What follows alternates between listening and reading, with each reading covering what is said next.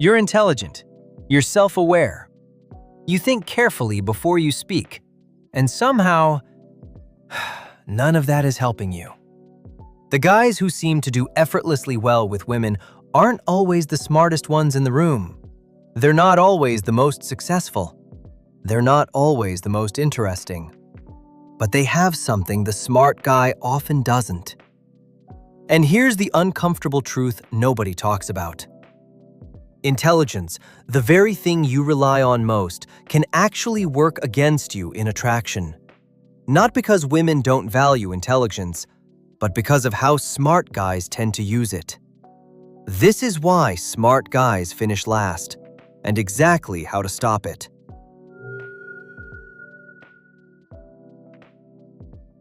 The first problem is overthinking. Smart people are wired to analyze, to consider outcomes, to run scenarios before acting. In most areas of life, this is a superpower. In attraction, it's a liability. Here's why. Attraction operates on feeling, not logic. When someone feels drawn to another person, they're not running a calculation. They're responding to energy, presence, and signals that happen below conscious awareness. The smart guy tries to think his way into attraction. He analyzes what she said. He crafts the perfect response. He considers every possible interpretation before replying to a text. And while he's doing all of that, the moment passes. Worse, she feels the calculation. She doesn't know why, but something feels rehearsed. Something feels managed. And managed energy is the opposite of attractive. Psychologist Daniel Kahneman's work on System 1 and System 2 thinking shows that human social interaction runs primarily on System 1, the fast, instinctive, emotional system. When someone is over-relying on System 2, the slow, analytical, deliberate system, people feel it as a kind of friction. The smart guy's brain is running System 2 in a System 1 world. The fix isn't to become less intelligent. It's to stop applying analytical thinking to situations that require presence instead.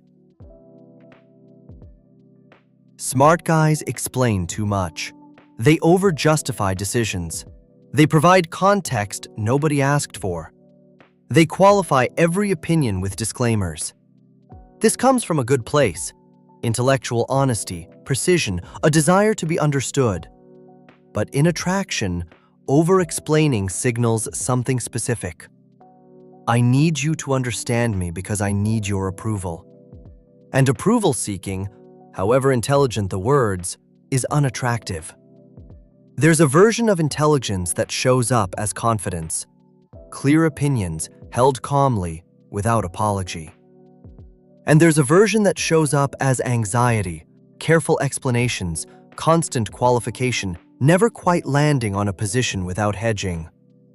The first version is attractive. The second isn't. Research by Nalini Ambady on thin-sliced judgments shows that people form impressions of competence and confidence within seconds. And those impressions are based almost entirely on delivery, not content. A mediocre idea delivered with calm certainty lands better than a brilliant idea delivered with visible anxiety.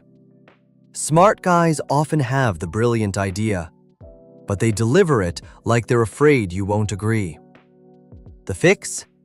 Say what you think, once, clearly, and let it stand.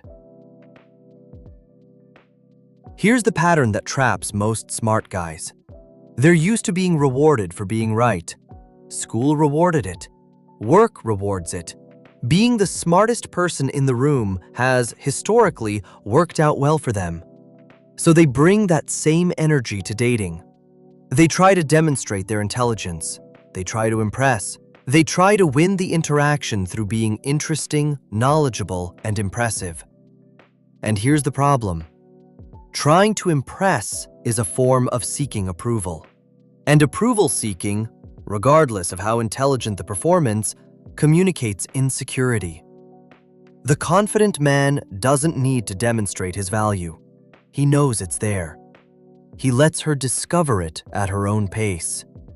Social psychologist Roy Baumeister's research on self-esteem and attraction found that people who are comfortable with ambiguity, who don't need immediate validation of their worth, are consistently rated as more attractive than those who seek it, regardless of their actual qualities.